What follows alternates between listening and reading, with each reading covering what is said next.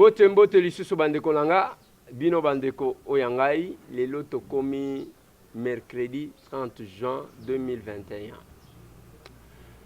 Mokolo tokanisaka bonsomi na biso, est-ce que za ya solo to tomiko saka kabiso moko. Lobi na betelaki bino lisolo ya Lusinga, chef ya batabwa oyo abomama parce que aboya ko céder mabele. Na crâne na ye na lakisaki bino yango eza na AC ya ULB toza kuna na Belgique. Masolo na député tokobeta masolo bandeko na ngai ya makambo ya ba station na ndenge ba koteka biloko na Kinshasa la capitale na éviter soki ba mapango ekotika la vide ou bien nyonso ba koteka. Masolo tokolobela makambo ya état de siège. Évolution nango, qu'est-ce que nous pouvons attendre? Masolo na député deuxième réquisitoire contre Matata Ponyo Mapon. Ya sikoyo soki ya liboso ezalaki ya makambo ya Bukangalonzo, ya mibale eza ya makambo ya biloko ya réalisation nde oyo ba sengi deuxième réquisitoire pona Matata Ponyo Mapon. Qu'est-ce qui va se passer? Masolo tokobeta retour ya pasteur Kofo. Akenda, est-ce que akenda na yeka libela ou bien ndenge tomoni bato bakosala retour des enfants des Juifs en Israël. Il pas koti kozonga. Arrestation de Pité na Ituri na relaxation na ye masolo tokobeta clôture ya session ordinaire na assemblée provinciale. Voilà. Nous allons ramasser moi sujet owana tozana comme invité Mike Mukeba Nkoso sur ce plateau. Mbote honorable. Mbote honorable Eliezer Tambwe. Oza malam. Kolo akobatela ndenge na babaka. Moi mikolo belé to monente. Moi makambo yake belé ba mosu yo moto bwakisa ngai. Oyebite ngai soko mbela na yo na yaka lombango. Wana na ebi ozala ka ponctuel lokola ba policier ya couvre-feu. Tenga mona so na bangi ngonga te. So na limima ngonga te na okango loko eloko soni. Oyebike pona kotangonga. Nandimaka bino boza 4 ngana zo mitia na kati te parce que nga moko ezalaka ba retard et nazo banda na yo Mike Mukebai azaka ponctuel lokola policier ya couvre-feu Ogi Kalonji ponctualité ya kosakana te Matata Ponyo Mapon azalaki soki apesi au rendez-vous na 5h se présenta ya mbio mais une grande dame qui travaille avec le temps, Adèle Kainda. Donc, yé, azokoma cabinet 5h28 et 5h27. Donc, wana côté wana félicitations parce que yo côté wana monaka même ceux qui ont un rendez-vous lobi non j'ai notre rendez-vous. Ça c'est quand même une culture qu'il faut en tout cas qu'on salue là. Honorable Mike Mukebai, lobi bo clôturer session ordinaire. Il y a un commentaire à faire. Aussi, si session ordinaire, le quoi session ORP ou les cas, au septembre, session mi balé mon bimbato aussi sango clôture réalité. Te ba tinda mi ba sangana ndenge za réalité. Ba ko clôturer yango na lokasa na communiquer lingo ba te mabe koti. Mabe koti na kati assemblée provinciale. Mbalo ba clôturer ba lobi opo na Covid. Et bon on a décembre. Pour nani ba ya kité ko clôturer. Communiquer et kati session et ali mala monter mabe koti oyebite assemblée nationale bakosa mosa oyebite sénat bakosa mosa kasi pa na biso ko bandalo 11 juin président Godin pour ya komelenga mokanda alobite conférence des présidents et kati misa na biso conférence des présidents sur côté na règlement intérieur na biso na article 52 babi ezali instance de concertation. Bakoki kozwa mokano te etuka oyo ezali mpona kozwa mokano eyali be moko komo nango plénière soko na ntango ya bopemi na vacances parlementaire bureau akoki kozwa mokano akozwa mpe mokano na makambo nyonso te na makambo oyo bapesi ye te akozwa mokano te elingolo batende bakataki misala bakataki yango na ndenge ya kobuka mobeko mpo mokolo oyo Godin mpo ya komelinga mokanda le 11 juin vendredi. Nano mokonzi ya mboka alobaki te. Mokonzi ya mboka ayekoloba nsima. Mikomi bayembi sato mini nsima. yo koyi koloba te ete ovandi obi te korona ezali makasi ebongo awa tobima nzambe bongo yo moto koloba yango te yali mokonzi ya mboka moto akende kosenga yango na Sénat na Assemblée nationale engo bato eloko esalami ebuki mibeko yango oyokaki ndeko na nga Magwara abe yali décision moko unilatérale illégale mpe arbitraire mpo te alobi yango Godin mpo yaki kofunda ye epa bazuze eyali mawa alobi yango na nzela na tina mpe ye moto alobi yango te yali lingomba na biso batindami ya union sacré pasi na biso mpe toali moke toali be 12 bao batikali bakenda na dynamique ngobila na 12 nde tokomaki eloko wana na lokasa nde honorable Magwara Kabemba atangi yango ya solo mpenza te mokano wana Godin mpo azwaki yali unilatéral arbitraire mpe illégal akoki kozwa yango te akoki kokoma boye te ndenge akomeli ngai awa akoki kokoma nakoluka mokanda yango nayebi te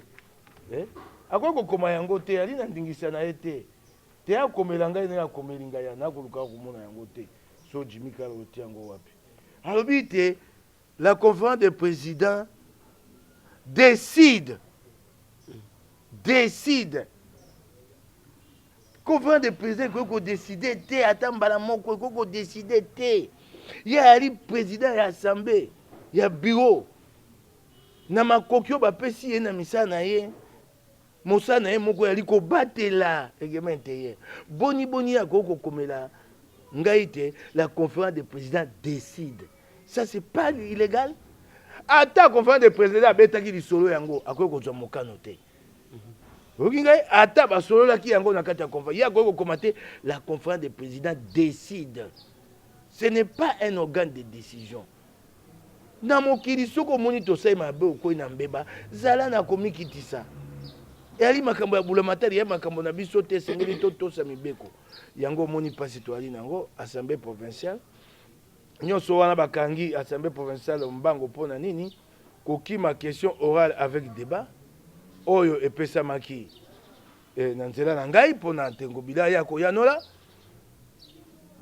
kokima motuna ya honorable Geridi Kala mwana ya IDPS moponami ya Kalamo ayebisaki Godin mpo te senga Ngobila ayela biso contrat ya zando lokola contrat ya zando yali te yango moni Ngobila pakati mpo na présidence ya république ayebisaki bango te soko nakoyela bino contrat te yali mpo yali na assemblée provinciale na assemblée provinciale totuni ye emonani te yango bakangaki assemblée likambo mosusu ya misato bakokimela te Ngobila akomeli assemblée provinciale te bapesa mbongo akende ozwa adefa mbongo na banki lokola ayebi te kodefa mbongo ekosenga ndingisa ya plénière yango omoni bakokanga assemblée provinciale mbango mpo te na ntango ya bopemi plénière ekozala te ekosenga kaka ndingisa ya bureau mpo akende ozwa mbongo wana na Rao Bank mbongo moko ya nzela ya mabe ekouta na mikili moko ya Afrika mpo ya wana mbongo wana mpo ya nini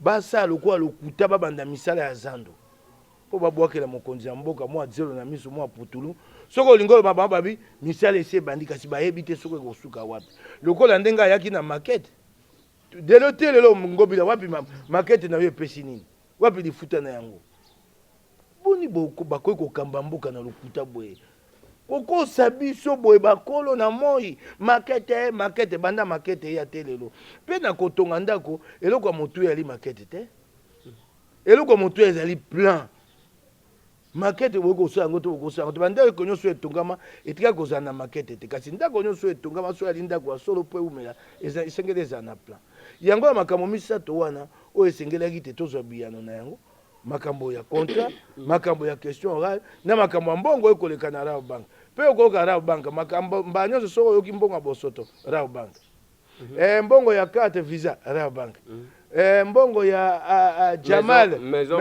Rao Bank kaka Rao Bank makambo ya mbongo ya bosoto na makambo misato wana yango moni bakangi assemblée provinciale na Lombango. Mais honorable Mike Mukeba parce que lobeli makambo ya plainte ya président ya assemblée contre moko na bino Magwara Kabemba bino pe apparemment bozo respecter batu te musala na bino kwa takaka batu ko tenir ba propos déplacer ko finga ka batu wana sikonde ki députant yango wana ndeko Magwara Kabemba ye moto a lobité et ali lingomba ya batindami ya union sacrée bafingi moto te balobi la décision du président Godin Poyi est unilatérale, illégale et arbitraire. Nga na koyeba nzela te biso ba politicien ezaka mwa koswana ezangaka te. Soki ekomi te président ya assemblée afundaka bato oyo aye moko politique ekufi te. Eloko nini ezangaki président Godin Poyi soki ake kosimba na bomoto na ye nayebi si yo malobo elobiami lifinga yali wana babi la décision du président Godin Poyi est unilatérale, illégale et arbitraire. Nalakisi yo tete motuna yango regarde yango babimisi linga. Au regard de la situation alarmante due à la troisième vague de la Covid-19, la conférence des présidents de l'Assemblée parlementaire de Kinshasa a décidé ce jour de la suspension de nos réunions. Le président Godin Poyi écrit a décidé ce jour. Alors bien, a décidé. Alors bien, a pensé, a décidé. Wana Oyoki Likambo, président Godin Poyi a commis. Il a écrit, il m'a écrit à moi. Et étant donné que nous ne pouvons pas garder votre question orale avec débat, je vous a commis il écrit, il décide. Mais maintenant, c'est l'article 52 du règlement intérieur qui est ici. La conférence des présidents est, au sein de l'Assemblée provinciale, une instance de concertation entre ces différents responsables. Oyo et Ali, Oyo règlement intérieur, article 52. Une instance de concertation. Mosala Oyo, conférence des présidents Zanango Monene, oh, bah, PCN article 52, c'est élaborer le calendrier de la session ordinaire. Pesoko basali, manaka la session ordinaire, et qu'on a peigné, so peigné à ce pays, nango ta zongisi yango. Sika mikanda mibalo yo, soko tie yango. Awa, la conférence des présidents a décidé ce jour. Awa, la conférence des présidents est une instance de concertation. Et au monité, Godin Poyi a commis et Bouki Mobeko. D'un côté, et Bimi Loko l'instance de décision. Et pas Yawa. Ça, c'est la lettre de Godin Poyi. Quand on a dit Loko Bako ba mon côté, oh la conf, non. Mon candidat Godin Poyi a commis en gros. Ça, c'est sa lettre qu'il nie, cette lettre. Ça, c'est le règlement intérieur. Yango mi balé. Aya ko wanga na pula nini ko yako tungisa ndeko magwa kabemba po lobi solo. Ya azali politicien ko biso ko za président ya assemblée professionnelle akwe mon continent biso te. Et le koni ezanga ya ko bisaba na Kisasa mais qu'il se défend devant l'équipe. Aya ko baté oh yo biso to komi to lo. Oyebi to komi to lobi ya lokuta. Oyebi te tanga komeli nga mokanda oyo. Akomeli ngai vendredi 11 juin. Lundi 14 quoi toi qui vendredi samedi, moko poste l'équipe, moko l'équipe, lundi 14 juin. Na komeli, Godin Poyi, pendant qu'on l'a qui s'est à Bouki Mobeko, il m'a jamais répondu jusqu'à aujourd'hui. C'est ce que Ngami Lobi a dit, Azata na komi qui disait pendant qu'on yano là, Moutine Damina, il m'a pas répondu. Quel mépris à l'égard de son député. À Yano Lingaïté, j'ai répondu. Honorable Mike Mukebai. Yango wana. Toza devant caméra. Na lingina zongele sikawan. Est-ce que koloba nandenge ya bien parce que ça dépend ya elobeli. Ngana koloba na Mike Mike osalinga mabeko oyo kisinga pasi. Bon. Nako na koloba ke. Yo Mike kebaka na yo salinga mabe. Sikoyo. Est-ce que muto akoloba ke c'est illégal? Président de l'Assemblée Nabino accueilli donc il n'y a pas eu de langage déplacé parce que Godin Poyi a protégé Kabilo comme Ibali. Il est pasteur. Il est professeur. Il a besoin de cette le 11 juin, Godin Poyi habite au Katimisa Assemblée provinciale. Pour Nanini, pour Corona, et Koya Kubumabatinda. Le 11 juin. Mais vous a protégé. Ok, abattre les bisous, hein, madame Monaï. Oko battre la bisou te dans zela ko buka mibeko. Ba ko battre la bisou be dans zela limeme na mibeko. Et ça est loko ta battre bisou. Le 11 juin. Mokola pose ki le 12 juin. Mokola yenga et alaki le 13 juin. Kende kota la bilili ya tempelo. Na ye mokolo ya le 13 juin so bato ba yaki belete. Abattre ka bisou bandimina ba kufa.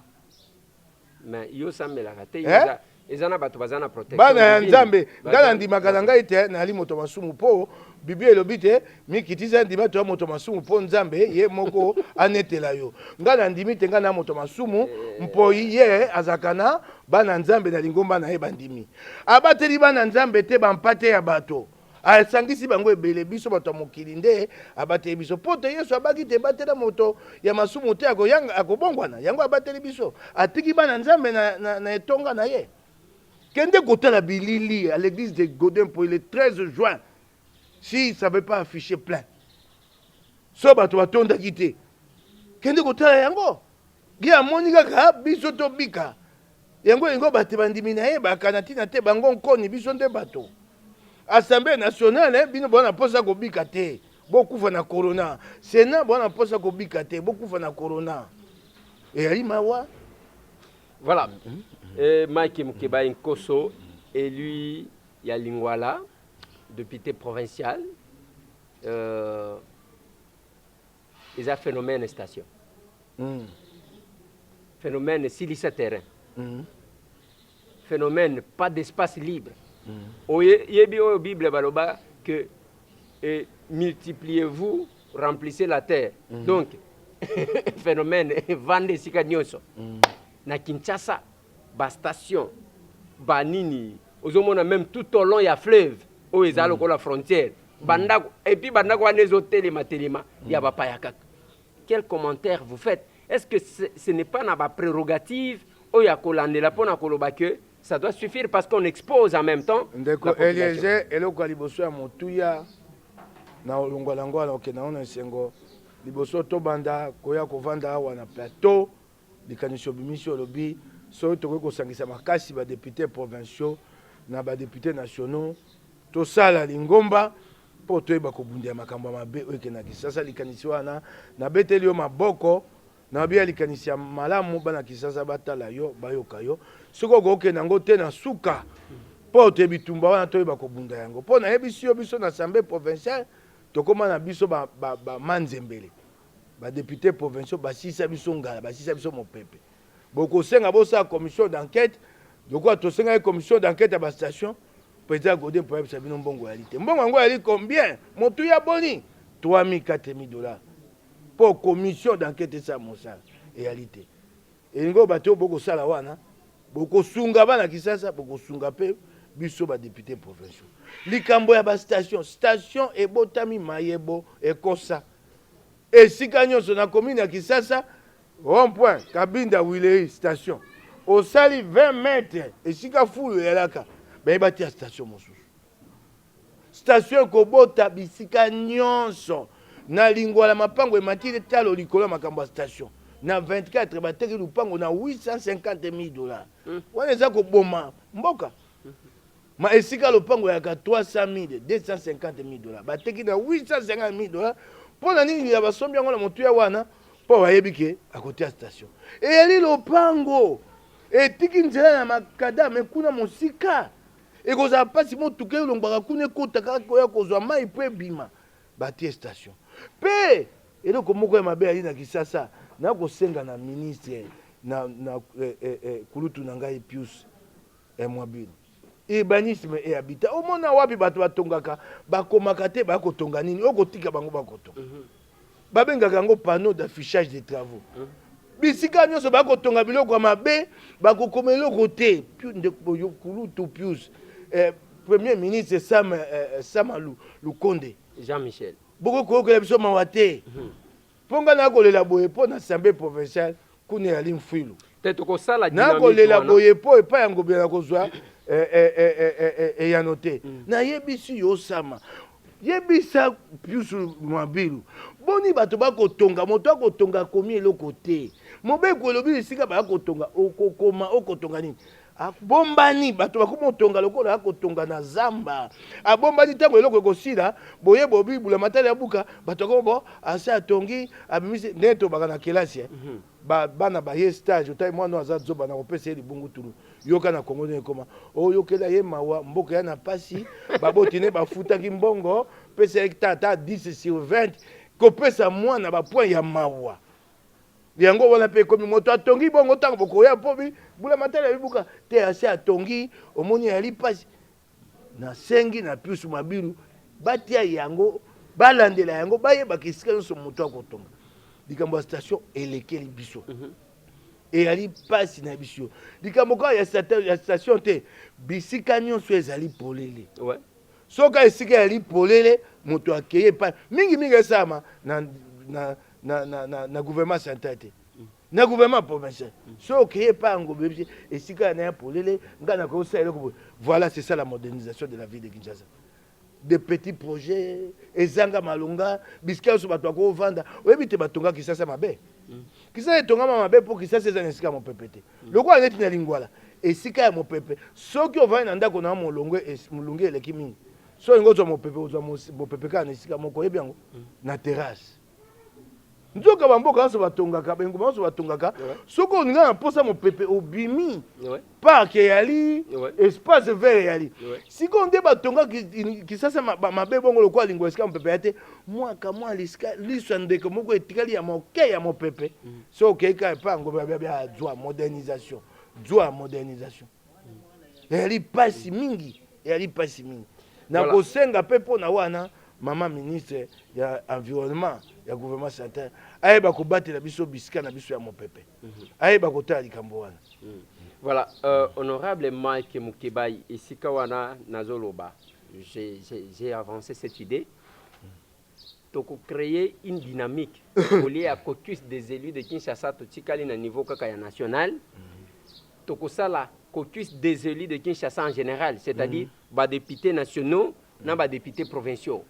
Il faut total quand même bato bazana poser à travailler ko kita sur terrain ainsi de suite, pas les gens qui viendront se compromettre, je voulais dire baye wana ba comme ko sala le contraire, on doit travailler pour cette population. Ngai na yebisi yote na beteli yo maboko de l'autre ali mokolo ya misato soko lingi na bosenga oyo ngai poso ya simesi la te to banda mosala wana. Parfait. To luka ko sa mayanga ni na lombango.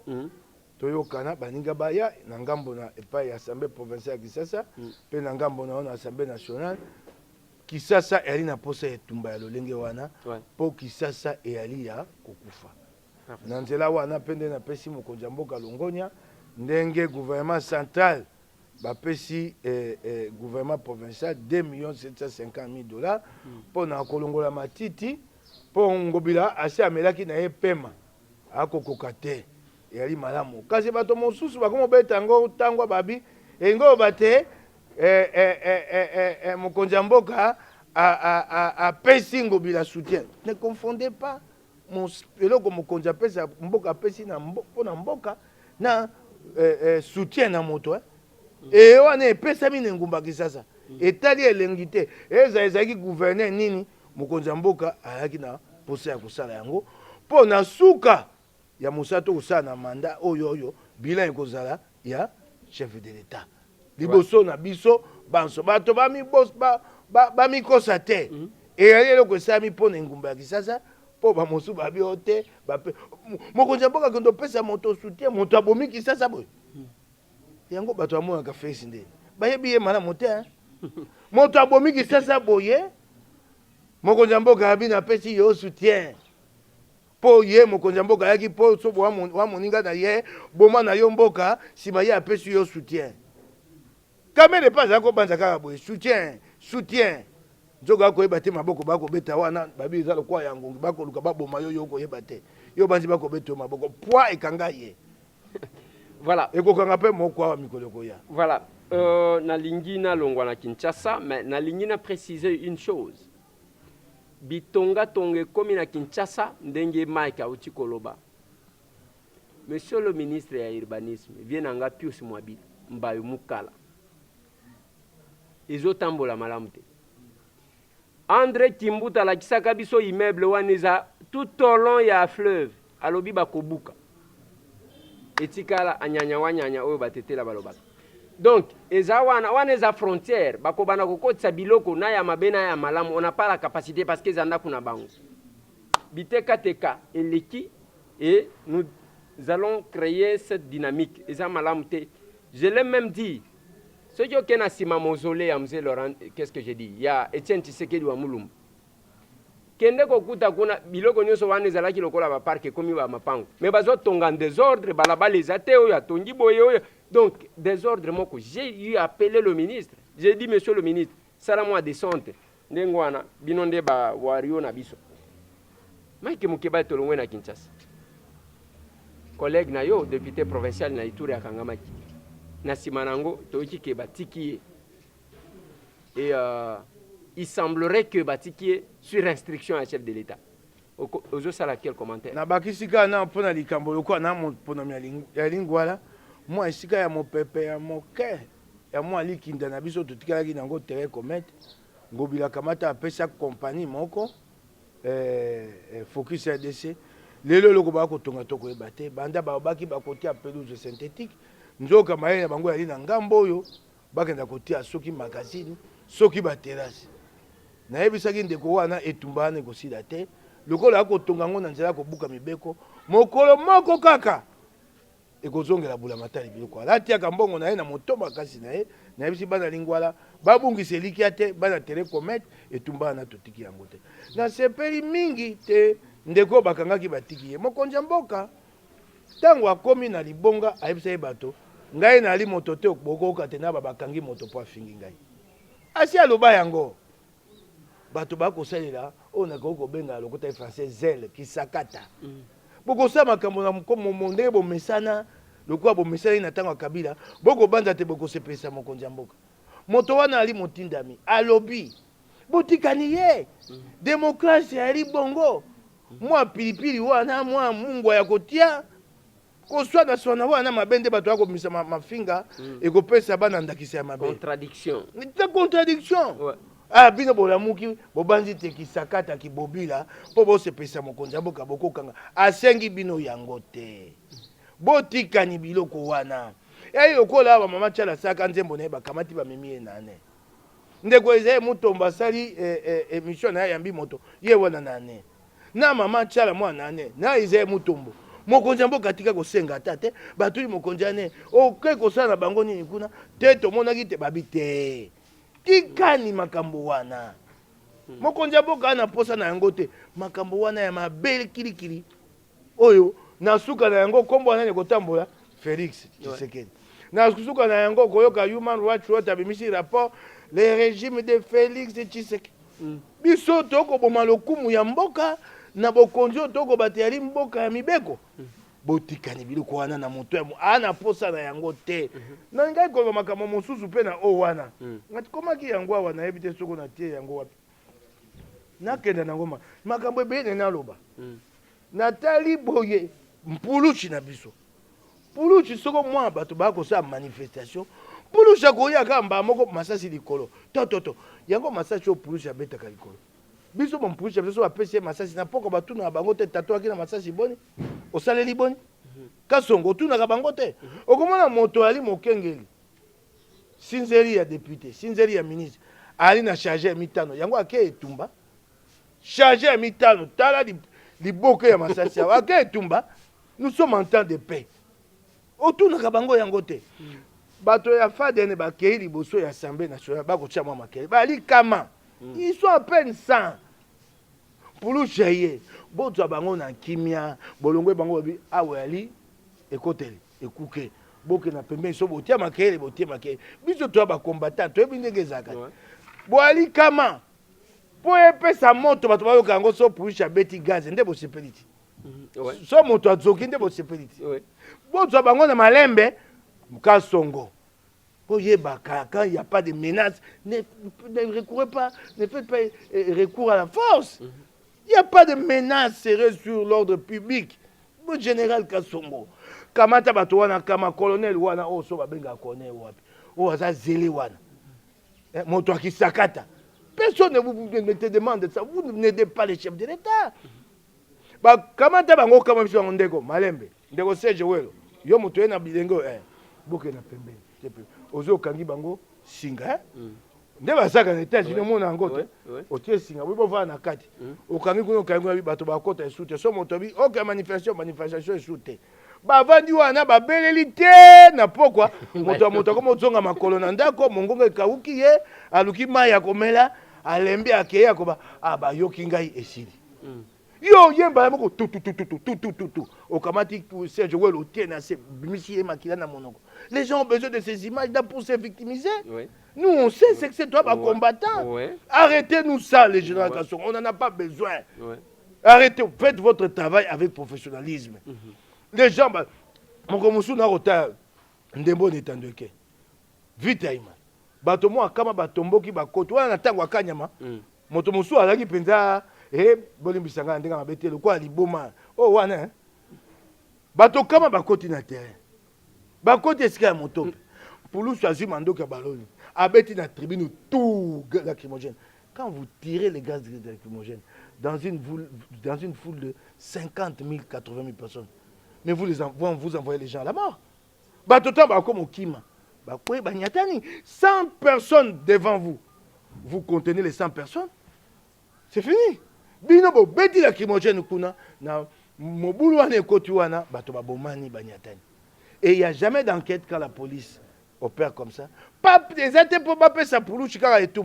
Pour boyer beska bosaki mabe bobongisa. Il n'y a jamais d'enquête. C'est très très grave. Et là kowana na bizalé le musu c'est ça qui ça tika na loba. Liboso ezali po babanga ona kisasa kotambo ya mutu kezanga plaque. To kitibo bato biwana nani wana zanga plaque. Babi wana mokebai atambo aka sans plaque. Sika bizalé le sike koti. Songo bila yo kutu satana ebiso ko se eloko te. Na ko ebisa ministre intérieur. Yo moko mawa mingi po kisasa. Ezali le sike koti moto ali président assemblée provinciale ya Kisasa. Ali ministre. Bapesi ye plaque ya bula matai. Ngonga muso mona zwi plaque wana kangiango elamba mundu. Tango kangiango sike ngamba mundu. Oyebisi biso ni. Oko kenda wapi? Abaché plaque. Obaché maintenant pour obaché pour aller où? Quelle est la loi qui dit que mon tout que c'est un bon plaque? Ozo bomba nini ozo kende wapi sike esengete plaque monana. Yelo kwa kamwa na kei misa ya kondo Pierre Lumbi. Na moni pe Fayulu pa ye abaché plaque. Po babite yende moto ko bunda pe po na mboka solo. Bisalele mabe na na tu bokonita sa bandiango. Na misa na Sainte-Anne mikoleleki mingi ta soposo soko moko so mibaye. Fayulu aye na moi. Ye pa bi po babanga ngai na nzela abaché plaque. C'est normal ça, monsieur Fayulu. Non mais dis-moi un peu. Et koti kozala que ceux qui a utilisé qui mutuka ya collaborateur na ye ali collaborateur na ye wana amema libabe na ye te wana babi wana ali mibeko soko ya mutu wa mibeko ebi plaque bakonzi ba e be bakosango bâcher les plaques là. Pourquoi vous bâchez? Hein? Ministre intérieur, c'est quoi ça? Pe Fayulu pas à côté de makambo wana. Na moni yengai moko na miso ngai il a bâché. Toi na Jimmy n'habite au moins ta Fayulu na tu boko ta makambo bandi. Oh soit tu boko ndia. Yo pona nino landela kika Fayulu. Miso na leloko yango te na telemela kango yamba liboso alo bango te. Siko na moni yango. Na moni yango epa ya moto oyo azobundisa biso abite biso to na bokonzi ya mabe ya kobuka mibeko. Ye na na tu bokonzi te abandi makambo mabe kuna na Faden. Soko azwi yango sika. Akotanda bino kama atambo kwa mito na bino te. Na kosa tuna on regrette ka lelote. Soko tu as tout ezanano. Benga ni fa loba na mokolo oyo ya misa na Sainte-Anne. Ya kokundola liwa ya kondo Pierre Lumbi. Oyaki na mutuka na oyo ya mwindo to te. Bongo teki bache po nini? Pona ko teke ba fileye. Po te molimo ya Pierre Lumbi emo na plaque na yo te likambo nini? Pona ko éviter que ba fileye, c'est normal. Fayulu c'est mon vieux. Baboto la kaye mutuka na demiap sous Kabila, je me rappelle. Oyebelo kwa malamu. Moto abunda bitumba mi bomba kate. So mi bombi ba yako bomba siko bombani. Moto abunda ke tumba. Peuple koyeba na moto ko batela. Yo banzi moto kwa Fayulu na yango akotinda ba fileye. Po ba mema yewa. Poko sala yini. E ali ye moko alingi pe ba mona ye. Ah moto matala. Abi po anika bango ba baché. Ayebisi batoni. Ya, tia pe ba chao. Yo kangai pe na kosukisa na bazai mususu bato bakotia bote laissez passer bizaleli wana na tanga Kabila basi balongola kiango kasongo longola biloko wana kata biloko bato bakotia laissez passer assemblée provinciale Kisasa laissez passer oko kenda bitata oko kenda wapi laissez passer tongo pokwa ka yo laissez passer président de la République laissez passer Assemblée nationale, laissez passer Sénat. Tata, ozo kenda wapi, bape saka laissez passer. Et donc, traité kaka puis l'on lit l'onté. Pour yo Togo, mais yondo tambola na Girofard te, yondo tambola na laissez passer te lokola biso. Na habité si c'est parce que tozana ba soldat te bazo kenge la biso. Baninga na biso ezande Girofard na zira moni Kasongo quand même là je dois féliciter le général Kasongo. Acha botoli ba Girofard, ba basi wa. Na sina moni a pikoli yango. Longola yango, général Kasongo, longola ni yango. Biloko ya laissez passer. Moto sa yango yanda kona Jimmy Kalala yaka. Kana sibe basa la yo laissez passer. Honorable député provincial, nassé au commis, Assemblée provinciale de Kinshasa. Yango. Ake asali yango, na sibe café, ngai moko, na pese gabi. Wapi scotch, bamba bambi pon. Et comme ça, on a comme siga, pour chango tanga nga na chewo. Yo moko tala. Wana kofuta vignette te osali obuki mobeko ya nzela kotelema te solo laka yo moko na longola ni yango tolingi biloko wana te pikola ni yango aselo yebisa bakonza push bapikola biloko wana. Voilà.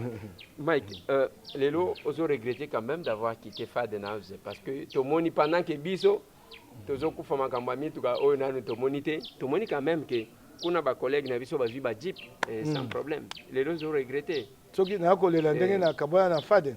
Ozo talaka ke soki ozala kambel ero so bendi cheche ya sika. Te. Etumba ngana yaka wana pona. Ela lokomba musuba ebisenga te yo kaka boye na ngobila. Na tuni bango ngana yaka na Assemblée provinciale makwela na ngobila. To yaka etumba pona makwela na moto te. Ya libala te. Esenge toza malamo po totambola longo. To yaka na etumba pote makanisi eleje na makanisi mokweba ekokutana. Etumba so osali yango yo moko okolonga te. Esengeli kosangana. Poza baike. Nakendaka kuna, nakendaka na kombo na ngai te na Faden. Nakendaka na kombo ya Lamuka. Ya mokonzi na ngai Moïse Katumbi.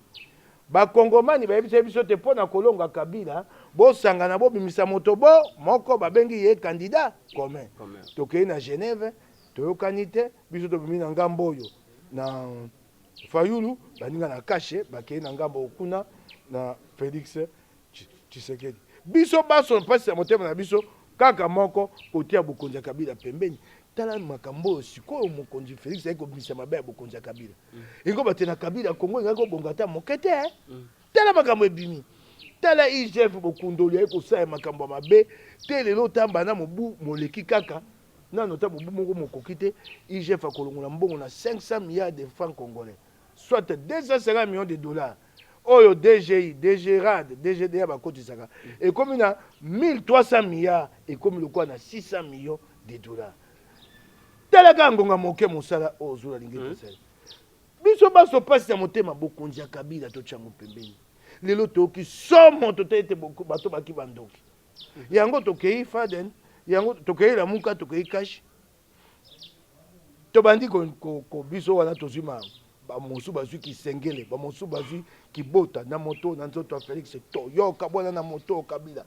To beta kai mikonyoso ba bato bako sekaye babi aza lembele oyo azwi butu oyo azwi Kisengele oyo azwi Kibota kaka na nzoto mwa mobali aba nzoka mwa mobali aba ketumba kokenda tango afungoli nzela totali nzela ya biso baso tokelaka pasi na Kash na Lamuka na bande kwa toje civil eloko tolukaka yango oyo tata oyo totia ye pembeni akenda kopema na kinga kati tokoti na kati ya nzela tope kopesa mokonzi mboka maboko wana nde mukolo kendaka manifestation ya Lamuka yoki ko beta nzembo na yo ka nzembo wana boma iba telelo bapesa nga droit d'auteur te nakotaka studio na nyoka maka nzembo droit d'auteur te lelo te wana ali pona koseka nde yango wana lelo nakoki kolela na motema te po eloko ekopesa ngai makasi ali oyo tosali na mokonzi ya mboka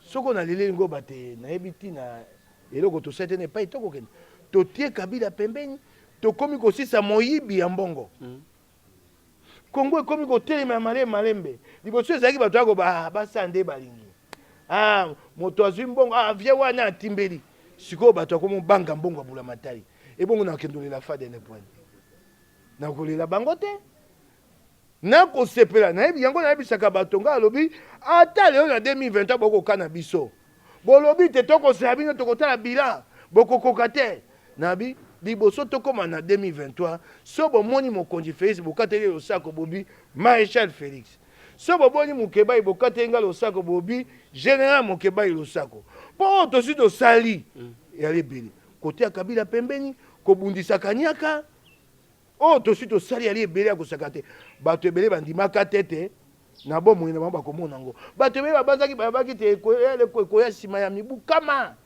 te Kongwe banda mbongo wana ata ngai moko nandimaka tete nakomona mbongo wana ya Kongo na miso na ngai na ndenge Kabila abebisaki mboka na bato na ye yango tozwi yango nakolela Fadene te nali neliki ate tokokende esika ya solo mais quand même okoki kosala te parce que ngai nayokaka mabe mai parce que Fadene wana eza quand même esika na biso tozaki kokende kuna ba rencontre belé ya opposition des fois ya ba mouvement citoyen tozokende pa nanga Martin Fayou j'ai toujours regretté parce que je voyais que tokokaki koza l'ensemble après kotia Kabila pembeni tozokende lelo ozomona te que ezosala mabe ya komona moi je suis à l'Assemblée nationale ceux qui balobi opposition il faut Bados Ndombasi ba Charlotte Masiala Paul Kasekwa bakende ko se retrouver na bakoko nyangi Némi Moulanya ozomona kake e wana sikolo kona bango pe bakana ka bango ceux qui topesi bango eloko mwa muke balobi bino boza ebelete topesa ki bango 12 postes na ba commission permanente balobi bino boza combien bazuka mwa poste mon allez bapesi bango be moko bazu moko wana etali bango so balaki penza te bakolanda oyo ekobima mona bango ata poste moko ambe bazwi yango te mpo bango mo baomi kolobela mpasi mpe ya bango yango wana bango baali opposition te bango baali président élu eyali nzela oyo Fayulu aponi nga na limemia na nzela na ye mpe na zaka kokoa bato mosusu te tengaki kotyola ye etumba ya politike moto aka nzela na ye kasi nga na akomona na miso te nzela bakokenda eya na mabaku bakotutanaka bango maba mpo bolobi te biso nde président eli nsima bokei ntango bakaboli makoki ya kokamba bituka ya Assemblée nationale bokei kozwa na ngambo bapesi bato ya FCC bokei kozwa moko mamo bozwa eloko te bobi biso toyali président eli tovai na biso toyali na Fadene ya la contradiction là dedans eyali ndenge Fayulu aponi nzela na ye bakongomani bato bakoyeba soki ali malamu to ali malamu te ngai ntango nakotala yango yongabi nzela oyo yali na lifuta te voilà yali nzela mokuse ese ekomi mpe na suka voilà Mike Mokebai ngonga na biso ezokende moins rapide eloko awa retour nazalaki na aéroport na mokulu Paul Sapou mpona koyamba la veuve Chebeya na mwana fidèle bazana Guilain et Dadi bazana un commentaire longonya mingi na kulutu Paul Sapou na mokonzi ya mboka bazana na Chebeya eyali bilembo minene ya biso bato sali etumba mokolo na yo kaka liwa ya Chebeya motoki ya mobeso ebiminga likolo ya zolo ngabie soki bokonzi ya Kabila esimbi Chebeya babomi Chebeya nzeta mobeso bongo biso na baelieze banzeta akokauka naokaki posa akopakata mbango nakenda na ngai na kima naoki lokola libumu michopo ebaluki ngai te na mizongisi nsima ngabi te ntango moto amonene akufi boye esika nde akokenda sika te na osuka na etumba yango wana yango lelo tokota na etumba na esu makasi koleka longonya ndenge mokonzi ya mboka asali nde kuta sapo asali mukulu na pesi yo mbote pote mwasi na ye na bana bazonga na mboka eyali elembo kitoko mwasi na ye mwasi ya bazana bana bazonga yango otunaki motuna nalobi mokonzi ya mboka asala mpe lolenge wana paster ekofo azonga na mboka oyo ata alobi takovana na ye na mikili ya Amerika libela kasi ayata mokomoto monaye ali elombe abundi etumba bana kisasa bakongomani bana posa komona ye yo yebi eloko ekofasaka bato na FCC bato na majo wana bakobenga bango MP nakoyeba te bongola mpe bakombo ebele bakimi boye epai ya bamupe babi bakenda epai ya misioni na misa baye balati bakazaka bayebi te bakokumisa biso bayebaki te ete epai bamisioni moto moko aka ekofo minako na nzoto nani oyo shadari na nzoto olive lembe na nzoto kazaka eyeli batata moke na nzoto omoni tata kazaka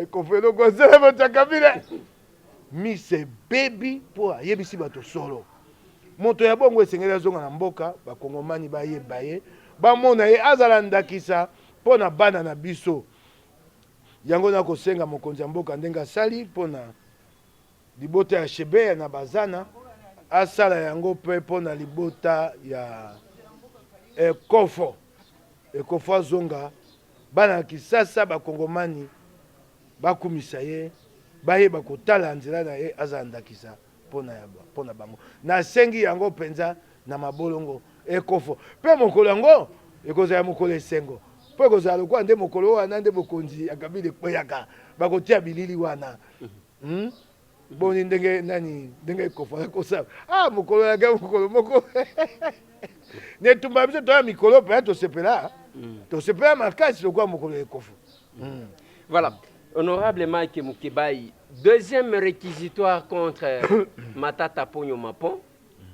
Nassima Yamakambo Bukanga Lonzo, procureur général près la Cour constitutionnelle, revient encore sur... parce que réquisitoire Angona Namoni Angote, est-ce que c'est toujours le procureur près la Cour constitutionnelle qui a adressé le deuxième réquisitoire ou bien eza oyo près la Cour de cassation? Parce que oyo aliboso Zalaki, que c'est parce que Matata Zalaki, Premier ministre, quand il a commis les faits infractionnels. Mais oyo eza ya tango Zalaki ministre à finance qu'il a autorisé signature ya bilo mususu. Votre commentaire?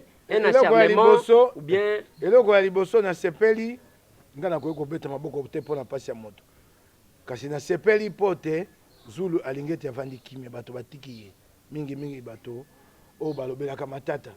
Po liboso ba ete Zulu alingeti moto alingi kaka kozwa moto Matata. Mbalo babi bafundi Matata na makambo etali mbongo ya zalianisation plus de 100 millions de dollars. Bomoni te Zulu alingeti asaka mosala na solo. Avandi nye. Elingo bate Matata za makambo ya salaki we ezolanda ye moko. Ndenge na bakala ngobila nga Mokeba ina makambo akoisa na makasi akoisa na Assemblée provinciale kisasa te.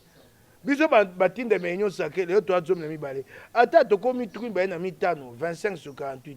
To koisa ote eloko koisa mabena yo. Matata eloko olanda ezali makambo ye moko salaki. Yambala we ali mbongo oyo babi zayanisation. Zayanisation ya nini? Na tango bokonja Mobutu na kala 1974. Mobutu abotolaka bapaya biloko na bango. Abengani bango. Babengi yango zayanisation. Et koleka mebu bayeko sala benga soko rétrocession comme bango ekimangai. Bazongisa bato moso biloko kamo mosusu te lo bato yango to. Biloko bato wana maboto ezo yango balito moboti bamoleka bato abakonzi ya eleke wana nde bakoma bato mbongo na biloko bato wana. Oko mona babiloko koma kwa African Leaks babiloko kwa babatima ya GLM biloko wana balito bazwaka ofele na bokonza Mobutu. Nzoka nde toyebaka te Matata eko sa mokanda lobio na kofuta bato makambo ya zayanisation. Afuti mongo koleka 100 millions de dollars. Et ça li à peu près pene na 140 millions de dollars. Afuti mbongo sika bakei kotala lelo nataka Kabila toyebaki te pe na ndimi te Matata mbongo wana eri ye moko. Eko ko sa mabongo te. E ngo bate o azaki likolo na ye ayebi mbongo wana. Oyoki ngai ndeko na ngai. Baye kotala sika mbongo wana efutama. Mbongo ebima boni 140 millions. Bafuti bato. Bato wana babengi bango na lokota li français ba inconnu. bali bato bayebani te bazalaka na biloko na Zaïre ya Mobutu te mikanda mpona kolakisa te bango nde babotolaka bango biloko na kati ya dossier eyali te engo bate mbongo efutami na bato oyo ye moko matata ayebi ebongo bakei kokutana na bato wana bakaboli misolo yango babaka détournement intellectuel bato mosusu bakotuna détournement intellectuel ndeni yo bimisi mbongo abula matala ezanga ntina ye moyibi te okoyoka bato bakotuna biso bolakisanga mbongo nga na yibi na maboko na nga eye maboko na yo te otindi yango na nzela okokatela yango contour bokende okabula na bato c'est ça le détournement oyo batuna ye biso na posa 100 jours bolakisa epai atanga na zwi ozwaki mpo obimisi mbongo abula matala na ndingisa te na nzela kobuka mibeko yango wana bakosambisa batata ekei mpe kaka lisu na cour constitution ekozonga na sénat akenda koyanola ekomi mpe ebele ata bato babatelaki matata mbala eleki siko mpe balembi abe matata mpe alekisi ekomi mpasi mpo mutu sika atelema aba te achanema mpo oyo yali mbala oyo nayebi te nakotuna nano epai na ndako ya Lingeti lokola te mbala oyo ewuti epai ya Lingeti te lokola ewuti epai ya Nicolas Kazadi oyo makambo ya banke centrale mpo babikola ya banke centrale kuna audite mpe ya kafukafu ekoya lokola mpo Nicolas Kazadi balakisa babaka umela namoni ye mpe akomosala mosala lokola Lingeti tokomi na baalingeti mibale alingeti na IGF kombo na ye Zulu alingeti mosusu ye wana ministre ya finance kombo na ye Nicolas Kazadi kaka te visa mpe kaka Nicolas Kazadi sika zalianisation Nicolas Kazadi bana kisasa bakongomani batala yo bamona matondo na mosala okosala mais non mokonzi mboka na baposa ya bato lokwa yo boye voilà le wario Nicolas Kazadi allez félicitations beta masashi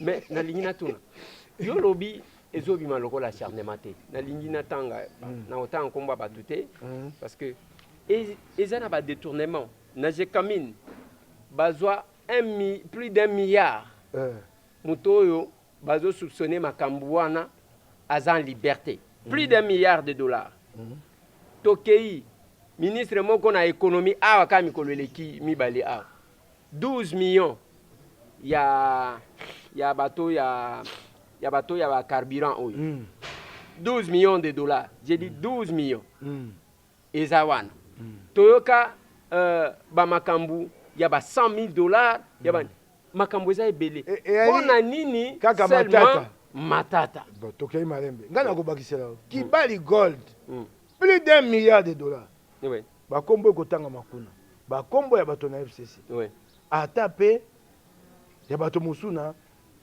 zonga Kabila te na libota ya Kabila Kibali Gold eloko nini elekaka na bokonzi nyonso ya Kabila na Kibali Gold kuna mindele wana bakomisa eteni ya Kongo wana mpasi batimbolaka pauni ya talo mpasi batimbolaka wolo ekoma lokwa mabele na bango bisika ya kosala mosala ya pasi ya kotimbola bakongomani soko esika batangaka bozito ya wolo oyo ebimaka kuna bango na bango mindele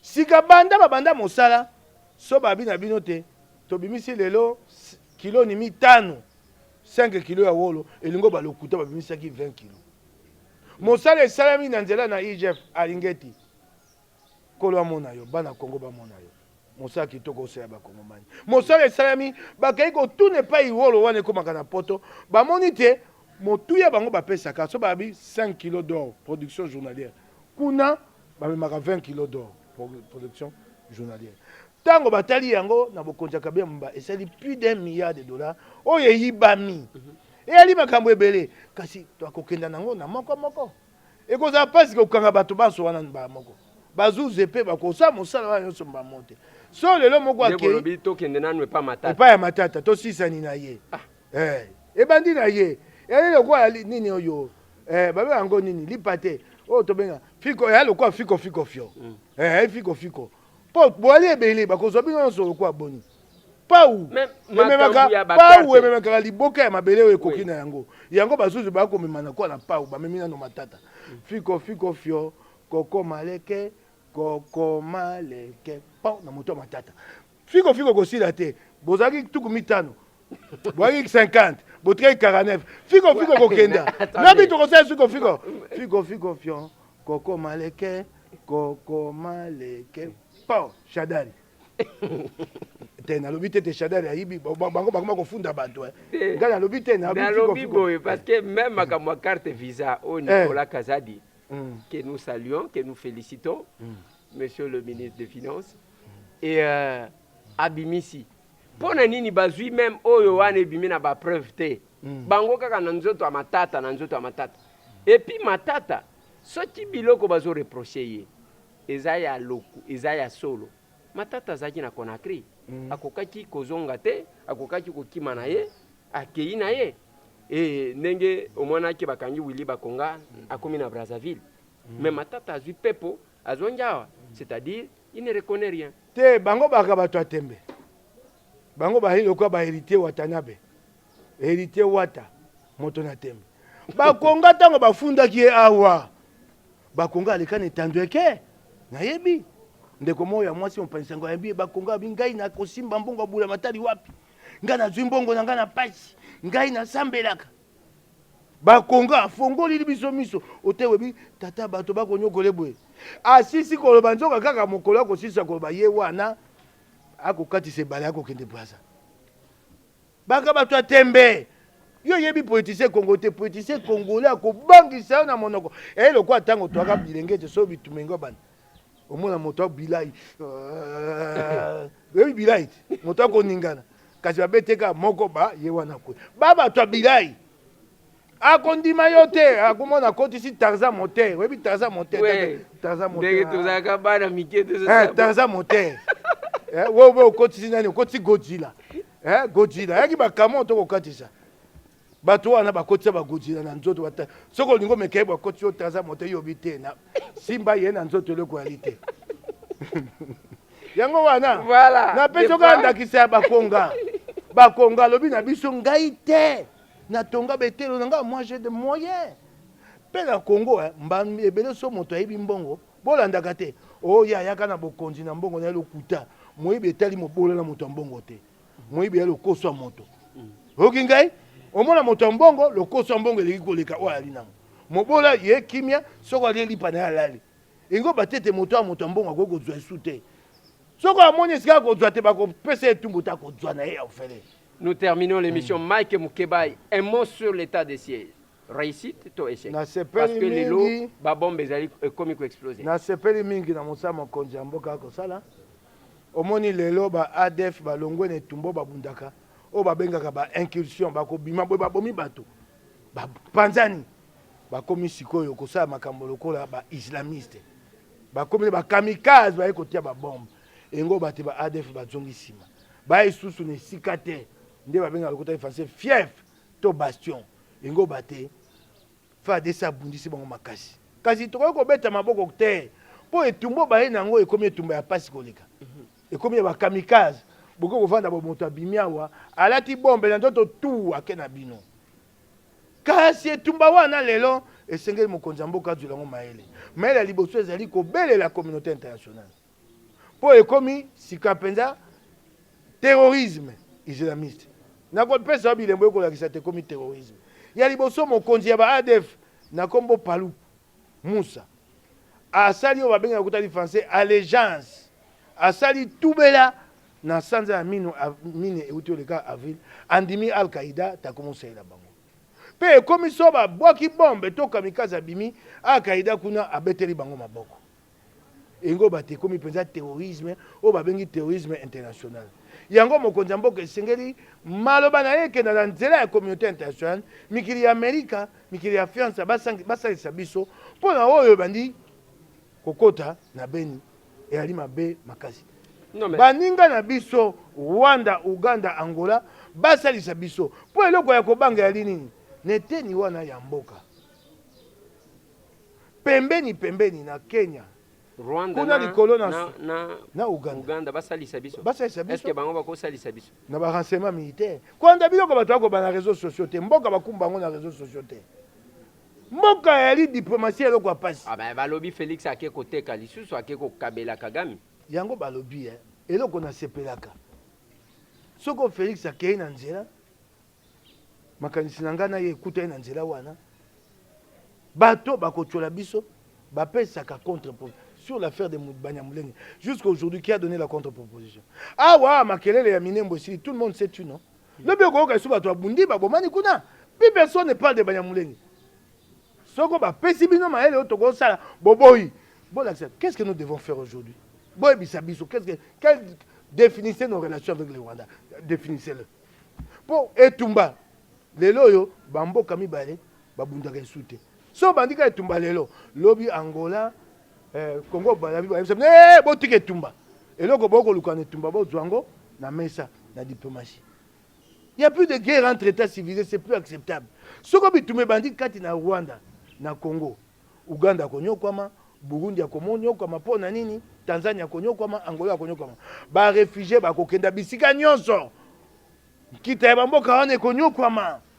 Biso wana yoki babite totikali na ba réfugiés congolais ba libanda mboka bali 9000 et quelques. Oyebi toka ba réfugiés boni 400 000. Bolingi so ba kongomani ba bima mboka bakende kovanda bongo na mboka mipai. Bitumba tokokoka te. Bakolinga te totosala yango. Bakopekisa biso baba chercher le compromis par le voie de bout. Bino bato bolingi te. Boyebisa biso tosala nini? Tala na pesa ondakisa. Okeye pa ya bato beni. Okeye mba musu pa bato Sud Kivu na Bukavu. Ndeko na yebi te kopesa bino kanda botika na loba. Mandeko musu ya no Kivu. Oyebisi bango sele to so na Rwanda. Toko ko so na Rwanda te. Faut sele to bunda na bango. Otali bato mbongo. Les hommes d'affaires.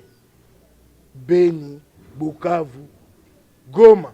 Baba na mbongo ebele. Mbongo na bango batia na banki na Kigali, na banki na Kampala. Mbongo ya bango moko. Soka viso to so na ba Uganda, to so ba te, to so te mbongo na bango batia na banki na Kigali. Bana na bango tuni ye mwana atanga wapi Université de Butare au Rwanda. To so na Rwanda te, to so na Rwanda te bango to bomanaka na bango. Boko sana niko. Bon, si biloko bolimo konjambo kalanda yangwana. Botika ni biso na biloko wana. Mais déjà Mike. Et loko jokana na sisa. Nous avons besoin de construire un Congo fort et stable. Pour construire un Congo fort et stable, il faut éviter les conflits avec les voisins. Tango tokotonga Congo ya monene. O evandi na kimia. Bino bato bo bato akanda. Bosa makasi le kwa bozo bokonji. So bwana posa bitu bo ko bundisa bato ko bundisa. Bon, tu as besoin de Tumba. Budget 4 milliards. Mikonyo social, maye, lotiriki. Toka matambongo musu totia na bitumba na Rwanda. Pota to koma na 2020, to bina bongo to tia bitumba bilo kuta, bokoki mosala te. Nous avons d'autres défis. Bokoko sabisote. Kasi eloko na ko senga bino. Boye bisabiso définissez nous les relations. Mais ezali pété na réseaux sociaux yo Félix yo tekimboka. Yo tikana no michopo na yo lobisa bongo na yo fais parler ton cerveau, propose-nous, définis-nous nos relations avec le Rwanda. Elles doivent être comment? Mais Mike, yo ozo la kisa que de marche à chef de l'État dans l'état de siège et a réussi.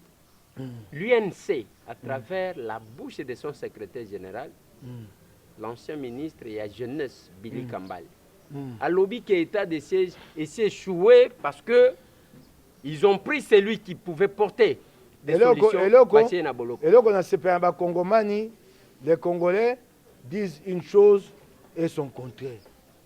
Billy Kambale n'a qu'à même mingi pour naïe. Ce qui a lobby état de siège a échoué et là on a séparé. Il dit que l'état de siège a échoué, mais il reste dans l'Union sacrée. Ça veut dire qu'en 2023 il va aller dire à ses électeurs que nous avons échoué ensemble avec Félix. C'est tout ce que je lui demande. Ah, que na goma bisabango, bon mon agité état de siège et tambolagité et ali bo continuer biso na Félix. C'est tout ce que je lui demande.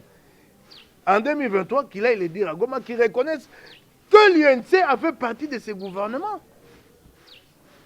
Oh, l'état de siège a échoué.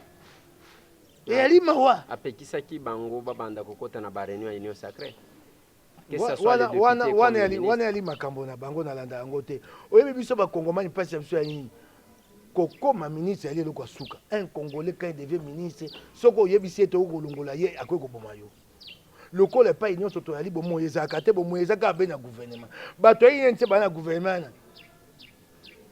po ba longwa wana esenge kamera bi mayemo na centre ngada soka bimite bakolongwa te yo kolongola bango wala ya potia bango wapi na lobi na yo ça c'est ça ezali mawa soko bali na poso ya kobima na nyonso ke bayaki bakobima ndenge bayaki po kashe ese esila etumba ezwaki nzela mosusu bato mosusu bayeba ye kopesa mokonzi ya mboka maboko mokolo oye nsandimaki te tokokabola bokonzi na nzela union sacré mokolo kashe ekufaki yango wana ye moko kamera ndimaki yango il faut être conséquent avec soi-même. C'est ça ce qu'on appelle la dynamique en politique. La dynamique en politique yango batete lelo nga na ali moto pa iboye ba yibinga bakeko ba pesinga bokondo. La dynamique ça signifie l'évolution. Toaki na cash etumba na kabila mokonzi ya mboka bwaki mbela bi bakongomani bandeko boya kopesa kama boko pone tumbo katumbi ye bemba ye ndeko eleze tambwa ye bandeko ebele ba ye dynamique va créer nouvelle configuration ebimi soko bango bako sepela te etali bango kasi na yebi te bao bai na gouvernement po balongwa kamela bima ye moko na nganda ya kolongwa bakolongwa te et ils vont aller comme ça contradiction te na suka bakobika te kasi oyoki mpe mokonzi ya mboka abi te namoni te boko mwana moko azosakana na union sacrée et d'ailleurs nalingaki nde batiela biso tweet namonaki tweet ya ndeko na nga moko oyebi nasepelaki nango makasi na tweet wana voilà. Et Namaloba quelques irresponsables au sein du parti de Kamere jouent avec les feux. On nous met ça, voilà. Je le déplore, mais je sais qu'il ne laissera pas longtemps cette position prospérer et qu'il les rappellera à l'ordre. Félix Antoine Tshisekedi. Oyebi ngana journaliste, mon analyste. Tango nanga panja sango nanga ko komana ce titre mise en garde de Félix Tshisekedi à l'endroit de Vital Kamerhe. C'est ça. Mise en garde. Engo bate keba mbayasima ezali maloba te na kobeta eboto. Maloba yango ya suka na bi na simbi. Oui. Eboto malamu. Oui. Kasi biso to na eloko moto za ko beta ata to ba mike. Eboto ya kama mamu. Biso to na eloko mo beta kana sima moto. Babe yango kosiki bota. Soko Dieu yo awa makale kale. Oh ya bombi wana kobo na kosiki bota. Voilà, on est à la fin. Otali caméra Mike, Ilobasuk. Est-ce que oyeba Honoré Moulangu na yebaki kulutu na ngai? Il nous a quitté hier, on l'a enterré. Oui, azaki mokonzi ya baninga ya Isti akufi na nzoto makasi akoyena kozala na biso mokolo Africana Palace mokolo abatela molimo na ye bana na ye alendisa bango alendisa mwasi na ye ali pasi kobungisa moto ya monene ndenge wana tango binanga maloba suka yali be kosenga te mokonzi ya mboka ayeba te Kisasa ekokenda na kokufa biso tokobunda na union sacrée lelo toali liboke moke zomi na mibale po te kuna kanyake kotambola bapesa biso maboko union sacrée kota na assemblée provinciale ya Kisasa tobongola Kisasa elikia na ngai na union sacrée mbela na ngai na bana Kisasa na bakongomani bopesa mokonzi ya mboka maboko mboka moka te etongama na bozangi maboko ya bana na ye soko maboko na bino epesami epai ya mokonzi ya mboka te epai na biso te Congo ekotongama te tokotonga Congo elongo elikia eyali boyoki ndenge tokobunda na baopérateur économique mpona makambo ya talo ya biloko baopérateur économique bakotisa biloko ya lokuta na sauté de prix lokola bango bayebi te bango bato basimbi nkita bakolinga kosala biso babengaka chantage tokokenda bango na masolo te tokoyokana mpo te biloko ekita elikia na bino nde moto kobikisa Congo elikia na bino nde moto ekosunga mokonzi ya mboka matondo na bino. Merci beaucoup Mike Mkebaye. Merci aussi Bandeko Balandi. Ndeko leze yebate okoti nyongo. Ouais. Awa yo moko opesi bana Kisasa likanisite esenge tosangana. Ouais. Ba député provinciaux ba député nationaux. Ouais. Pona kobundela Kisasa. Ouais. Soko esami te ngana ya kozonga na bi bana Kisasa moto akotaki nyongo na bino ye wana soki afuti yango te botuna ye nga na bombani nsima na yo ah nga yanga pete nga be kasi so otie lokolo nga mpe na tie soki otie te ah nga yangana voilà eloko tokozela parce que côté na biso nasi na bandaki bacontact soki otuni même côté na bino mpe yo nde na nazwaki te na préféraki ke nayebisa yo en présence honorable géri je l'ai contacté nalobi on doit créer une dynamique yo mpe napesi yo mokumba ya ke le plus tôt possible opesi nga bakombo ya baninga oyo tokoki kozala na bango na banuméro comme ça on peut se lancer. Voilà, il en est ainsi fini bandeko balandi ya masolo na depuis te ezalaki mwa molai mais eza bongo na mwana mboka Mike Mukebai Koso. napesi mama Chabo mbote. Ah, mama Chabo na Californie. Mama Chabo mwana Mukebai nabosa na yo telimbisa ngai mbote mbote. Voilà. Mwani mioyo 305. Merci beaucoup. Son anglais nous manque en même temps. Merci. Botika la branché, bande kolangay, nalobaka na batu, là où Yozali, ça a quelque chose qui a côté là que Félix a Salanios. C'est dans la complémentarité de Toko Salanios. Plus de 243 998 311 332. Merci.